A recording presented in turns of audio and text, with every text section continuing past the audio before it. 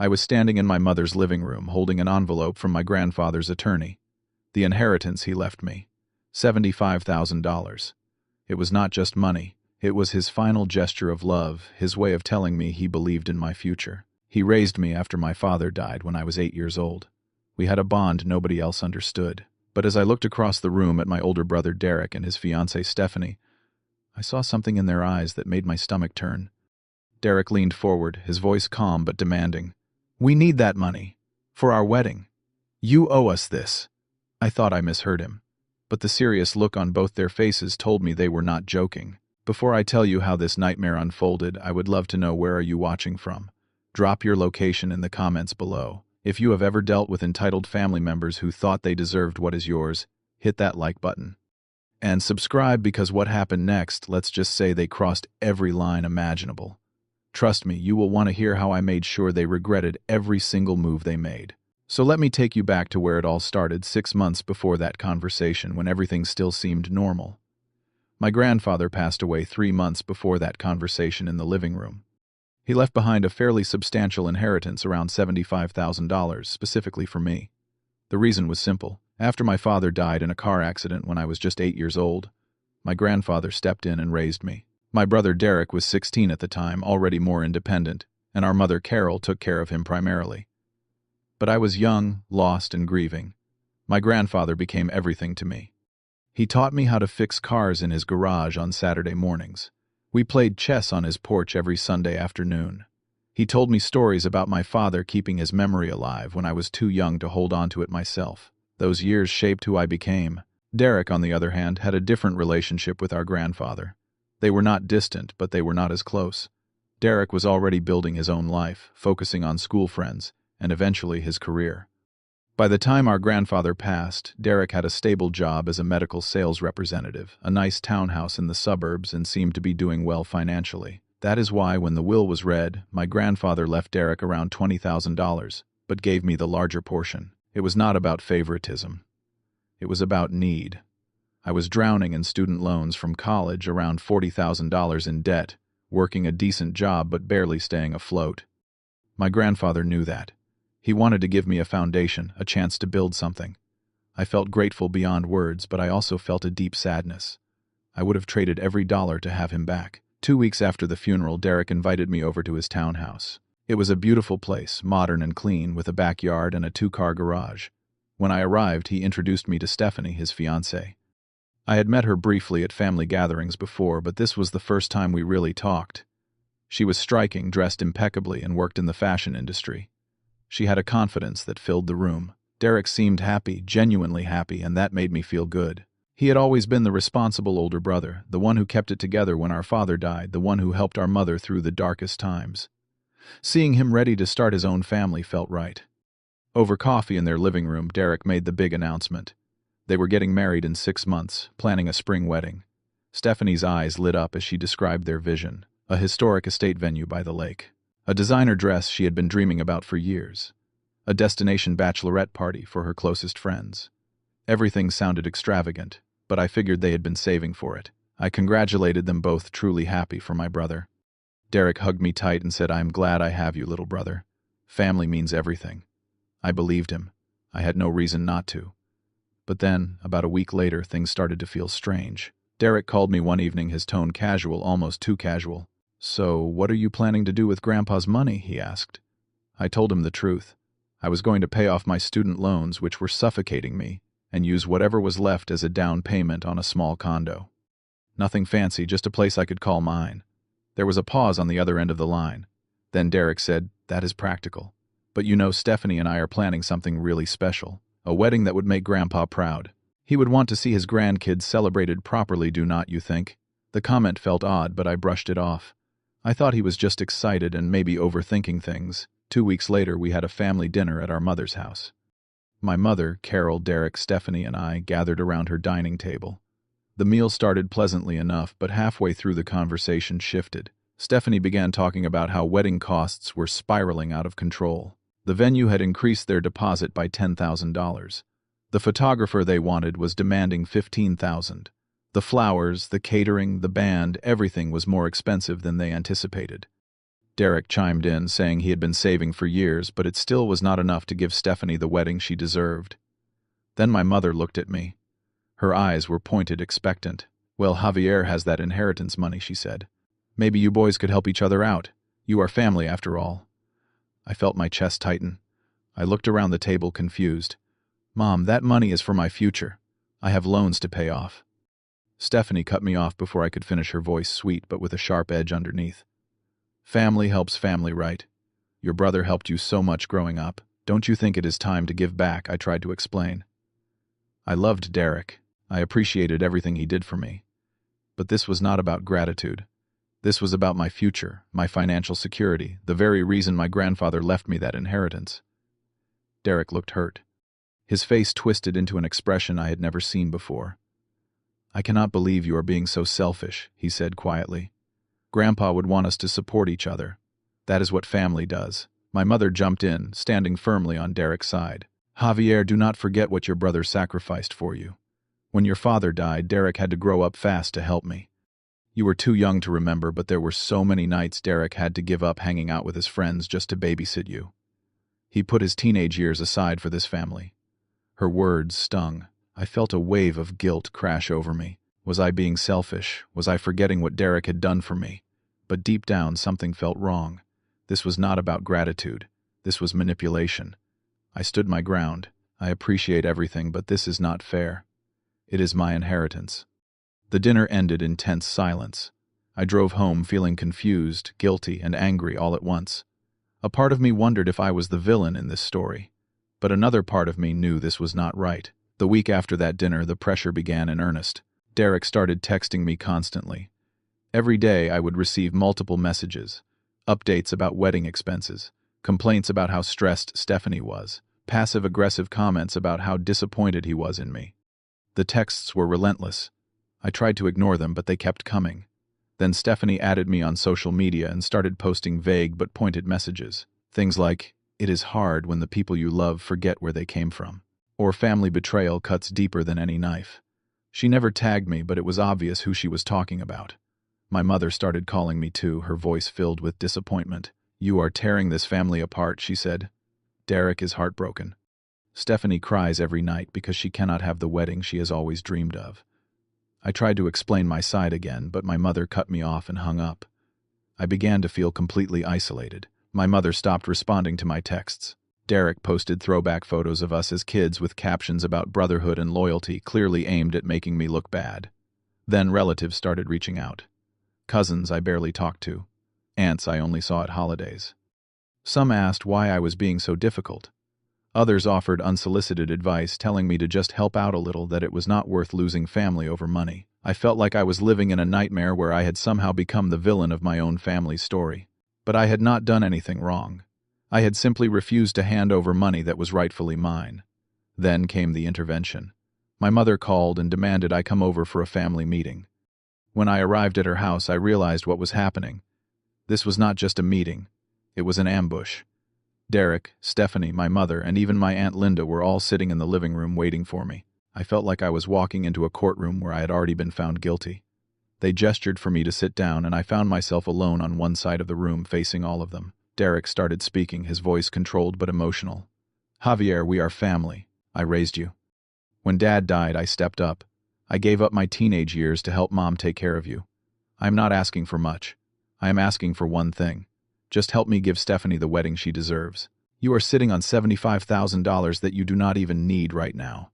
Stephanie joined in, and to my shock, she started crying, real tears streaming down her face. "I have dreamed of this day my whole life," she said, her voice breaking. "My parents cannot help. They are struggling financially.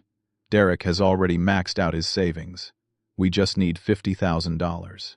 You would still have $25,000 left. Is that not enough for you?" My mother leaned forward, her expression stern. "Your grandfather would roll in his grave if he knew you were letting your brother down like this. He raised you to be better than this, Javier."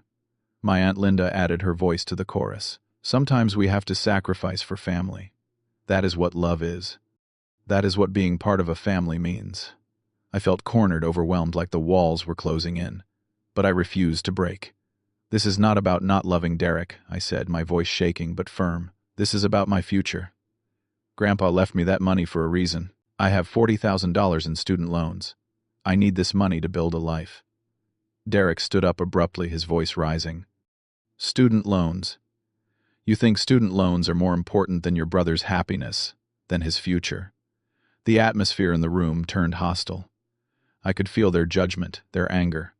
I stood up and walked out. My hands were shaking. I felt betrayed not by strangers, but by the people who were supposed to love me unconditionally. 2 days later, I received an email that made my blood run cold. It was from a lawyer representing Derek. The letter was formal, legalistic, and threatening. It claimed that my grandfather was not of sound mind when he wrote his will. It demanded a fair redistribution of the inheritance. My own brother was suing me. I could not believe it. I immediately contacted my own lawyer, a man named Mr. Patterson, who had helped me with the will process. He reviewed the letter and shook his head. Their case is extremely weak, he said. Your grandfather was of perfectly sound mind. But I have to warn you, fighting this in court will be expensive and stressful. Sometimes family disputes are not worth the cost. But that decision is yours. I thought about it for a long time. A part of me wanted to just give in to end the nightmare. But another part of me, the part that remembered my grandfather's love and belief in me, refused to surrender. This was about principle now. I told Mr. Patterson to fight it. Meanwhile, Stephanie escalated her social media campaign. She started posting articles about toxic family members who hoard money while watching their loved ones suffer. She shared stories about sibling financial abuse. Her friends commented in support, and some of those people were people I knew. Suddenly, I was being painted as a monster by people who did not even know my side of the story. Derek unfriended and blocked me on every platform. My mother sent me a text message that broke my heart. You are no longer welcome at family gatherings until you make this right. I felt completely alone. I questioned everything. Was I wrong? Was preserving a relationship with my family more important than money? But my best friend Marcus, who had known me since college, kept me grounded. Bro, they are manipulating you, he said. This is not about family. This is about control. Stand your ground. His words gave me strength. I decided I would not give in, no matter what it cost me. 1 month before the wedding, I received a phone call from my bank that sent chills down my spine. The security department informed me that someone had attempted to gain unauthorized access to my account. They tried to transfer a large sum of money. Fortunately, the bank's fraud detection system caught it and blocked the transaction, but the person had used some of my personal information. My birthday, my mother's maiden name, information that only family members would know. I immediately suspected Derek. Who else would have that information? And a motive. I had recently installed a doorbell camera at my apartment for security reasons, and I decided to review the footage from the past few days. What I found made me sick to my stomach. 2 days earlier, Derek and Stephanie had come to my apartment. I was not home. The video showed them standing at my door, and Derek tried to use a key to get in. It must have been an old emergency key I had given him years ago. But I had changed my locks recently, so the key did not work. They stood outside my door for almost 10 minutes. I could see Stephanie saying something to Derek, her face animated and frustrated. Derek looked angry. Eventually they left. They had tried to break into my home. The realization hit me like a punch to the gut. These were not just empty threats. They were willing to actually commit crimes to get what they wanted, but the worst was yet to come. Every Sunday, I visited my grandfather's grave. It was a ritual I held sacred. I would bring fresh flowers, sit by his headstone, and talk to him about my life. That Sunday, when I arrived at the cemetery, I noticed immediately that something was wrong. Several items I had left at the grave were missing. A small photo frame with a picture of my grandfather and me. A memorial flag because my grandfather was a military veteran. A handmade flower vase I had crafted in a pottery class specifically to honor him. I was devastated. Who would steal from a grave? What kind of person does that? I went to the cemetery office and asked if they had security cameras. Fortunately, they did. The staff member was sympathetic and allowed me to review the footage. What I saw filled me with a rage I had never felt before. The video clearly showed Derek and Stephanie walking up to my grandfather's grave. Derek picked up the items I had left, and Stephanie stood next to him laughing. I could not hear what they were saying because there was no audio, but her body language was mocking, cruel. They took everything and walked away. This was beyond anything I could have imagined. They desecrated my grandfather's resting place. They attacked the most sacred thing I had left. This was the final straw. I immediately called Derek. My hands were shaking as I held the phone. When he answered, I did not even let him speak. I know you took things from Grandpa's grave. How could you do that? There was a pause, and then Derek laughed. He actually laughed. "Prove it," he said. "Oh, wait, even if you could, what are you going to do, sue your own brother? You already look like the bad guy, Javier. Just give us the money and you will get your little trinkets back." I felt something inside me break. "This is who you really are," I said quietly. "I cannot believe I ever felt guilty about any of this." Derek's voice turned cold. "Clock is ticking, Javi. Wedding is in 3 weeks. Your choice. Money or memories." Then he hung up. I did not sleep that night. Rage and hurt kept me awake, my mind racing. But by morning, the rage had transformed into something else. Determination. Clarity. I was not going to let them win. I was not going to let them destroy me. I called Mr. Patterson first thing in the morning and explained everything. The attempted bank fraud, the theft from the grave, the harassment. He told me I had grounds for criminal charges. Theft from a gravesite is a crime. Attempted bank fraud is a serious offense. I could file police reports, potentially get restraining orders. But I wanted more than legal consequences. I wanted them exposed. I called Marcus, who works in information technology, and asked for his help.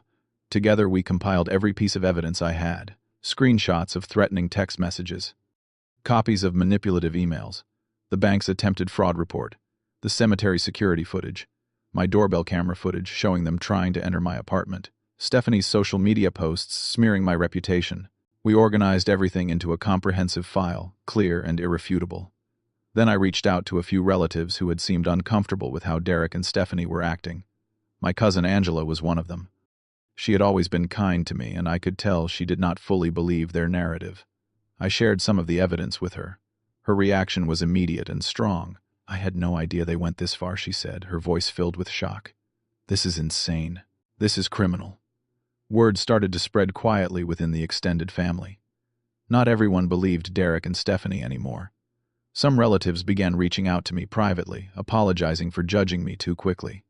The tide was starting to turn, but I knew the real confrontation was still ahead. The wedding was in 1 week. I had not been invited, obviously.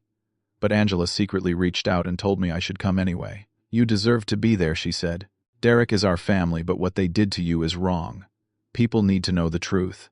I thought about it carefully. I did not want to cause a scene just for the sake of drama, but I did want closure. I wanted to confront them one final time publicly when they least expected it. I wanted the truth to come out, so I decided I would go. The wedding day arrived. The venue was stunning, exactly as Stephanie had described months earlier. A historic estate by the lake, decorated with white flowers and elegant lighting. They had somehow scraped together the money for this, probably by going into debt. I arrived during the cocktail hour, blending in with the other guests. Many relatives were surprised to see me. Some avoided eye contact. Others, like Angela, gave me supportive nods. I stayed quiet, observing, waiting for the right moment. During the reception after the ceremony, Derek and Stephanie prepared to cut the wedding cake. Derek took the microphone to give a speech. He talked about family, about loyalty, about the people who truly matter in life. The irony was almost unbearable. I stood up and walked calmly toward the front of the room. The crowd fell silent, confused. Derek's face went pale when he saw me. "Javier, what are you doing here?" he asked, his voice uncertain. I stopped a few feet from him, calm but resolute. "I came to congratulate you, brother. And to return something." I pulled out a small box from my jacket pocket. Inside were the items that had been stolen from our grandfather's grave. I had filed a police report, and when the police visited Derek's house to investigate, he was forced to return them. I held the box up for everyone to see. "You stole these from Grandpa's grave to blackmail me," I said clearly. "You tried to access my bank account illegally. You harassed me for months, demanding money that was never yours." Gasps rippled through the crowd. Stephanie tried to interrupt, her voice shrill. "This is our wedding. You are ruining everything." I turned to her. "I am not ruining anything. I am just telling the truth. You both told everyone I was selfish, that I abandoned my family. But you lied. You manipulated. You even desecrated our grandfather's resting place just to hurt me." Derek tried to grab the microphone, but I stepped back, keeping my distance.